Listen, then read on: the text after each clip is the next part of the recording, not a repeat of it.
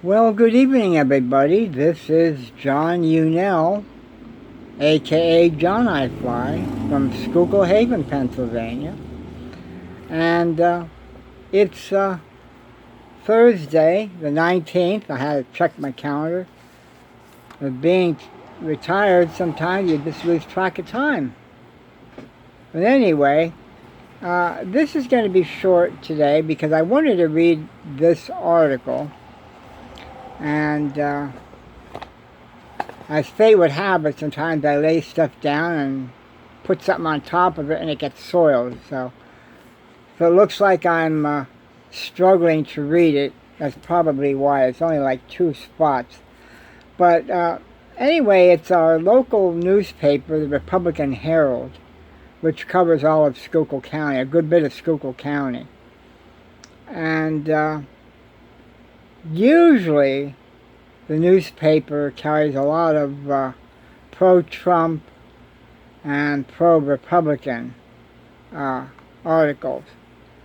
But this is dated August 12th, and I meant to read this before and never got around to it, but I set it aside.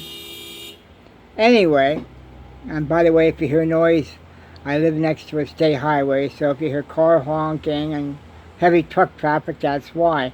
They widened it to 4 lanes, so there's a lot more traffic on the road. But anyway, the title of this article, and it's written by Joseph Matz, by the way, M-A-T-Z, from Port Carbon.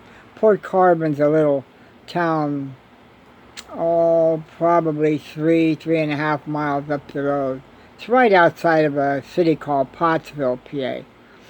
And that's where this newspaper is printed out of, the Republican Herald newspaper offices in Pottsville, which is 4 miles up the road.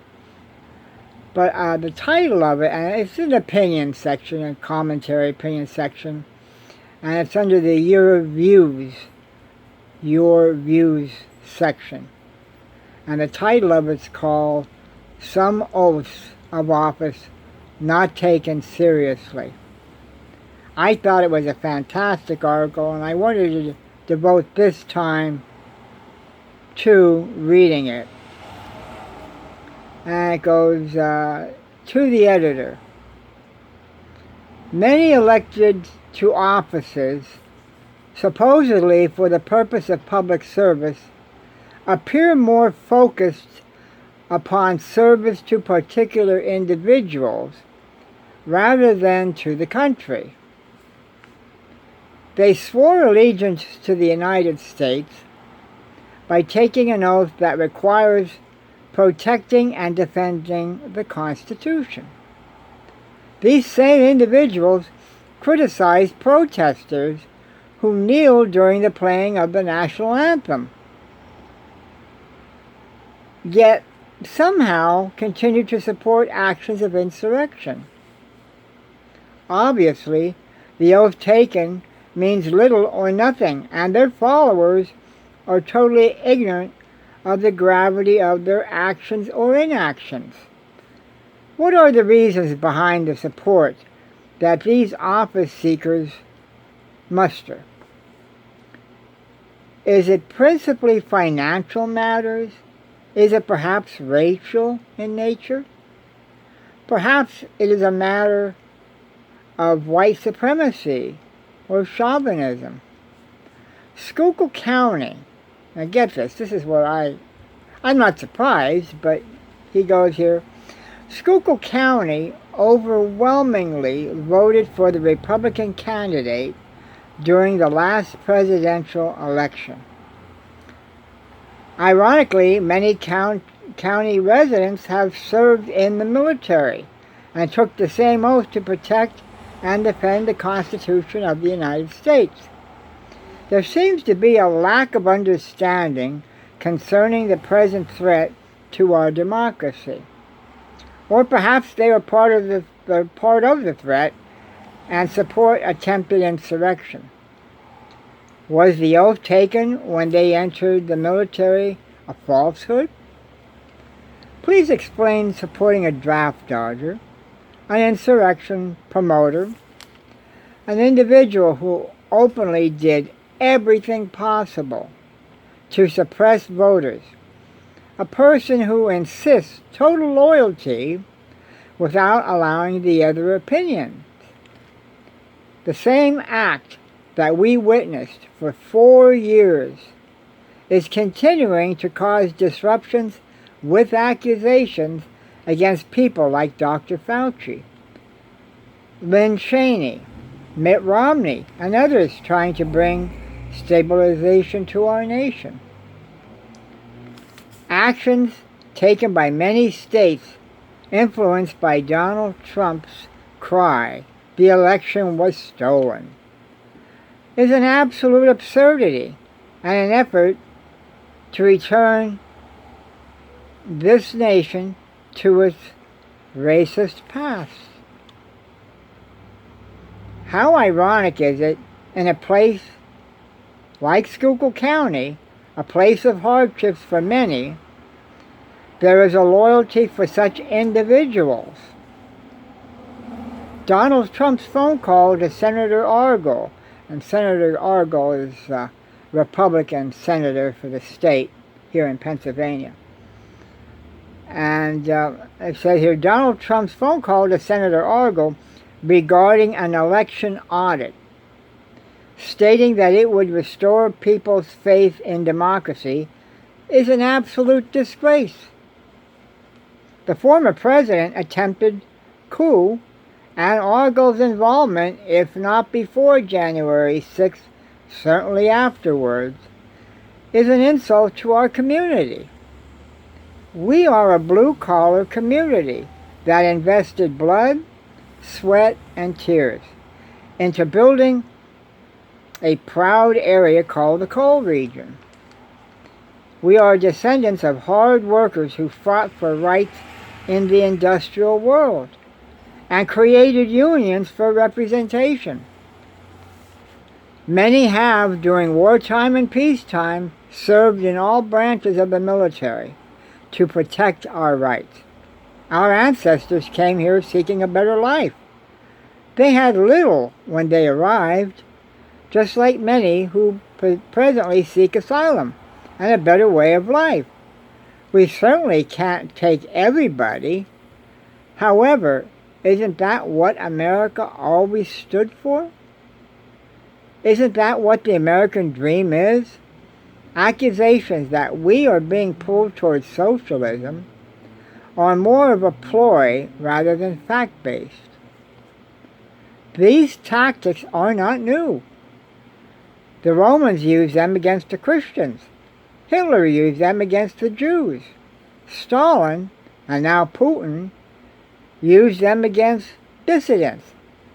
It is sad that we are facing the same situations that have happened in other countries.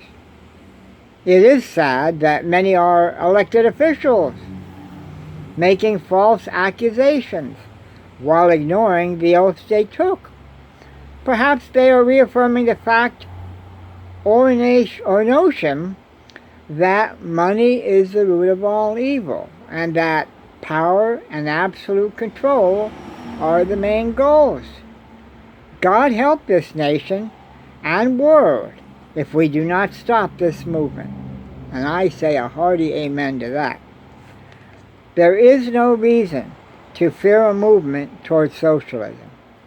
But there is a real valid reason to fear a movement toward autocracy, which will result in absolute tyranny.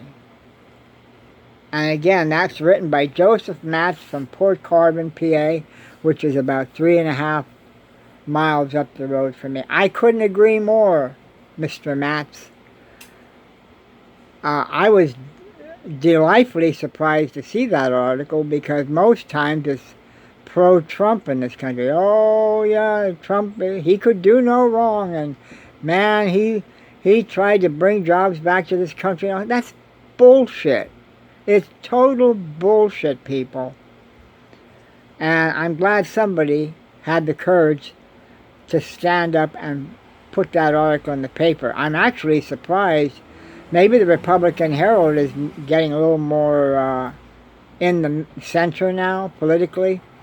Because years ago, I remember I wrote an article, definitely pro-Democrat, pro-Democratic president. I don't remember what the article was about, but I wrote a nice article, proofread it, everything, mailed it in, never was put in the paper. But if I would have written something in favor of these diehard Republicans or religious right people, that would have been put in no problem. But I'm so glad that guy wrote the article. It's true. It's so true, people. Makes you think, who are they really standing up for? Are they standing up for our country, or are they standing up for an individual? And we had Trump in for 4 years. He was a total failure, a total disaster. And we can't repeat that anymore, people. We cannot. We have to get out and vote. And I say this all the time. Vote blue no matter who. The Democratic Party, and my mom used to always say this, and I agree with her wholeheartedly. The Democratic Party is the party for working class people. And that's why I'm surprised when this county is mostly, not all, but mostly diehard Republicans. And I have a neighbor across the street that still has his Trump 2020 signs out. Even though the guy's not getting back in, he lost the election. And he's not going to be appointed like a king either, so you can rest assured on that. But anyway, I wanted to share that. I will have a rant tomorrow and cover some of the other topics of the day, such as this Afghanistan situation. I would not want to be President Biden right now on this, but I'll tell you one thing. He stands by his decision. And that's good. I can understand exactly where he's coming from. I think the way it was handled could have been better, but I'll cover that tomorrow.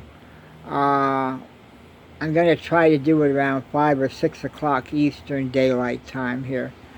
But I don't usually like to pin a time because sometimes something comes up. But I'm going to shoot for at least 6 o'clock.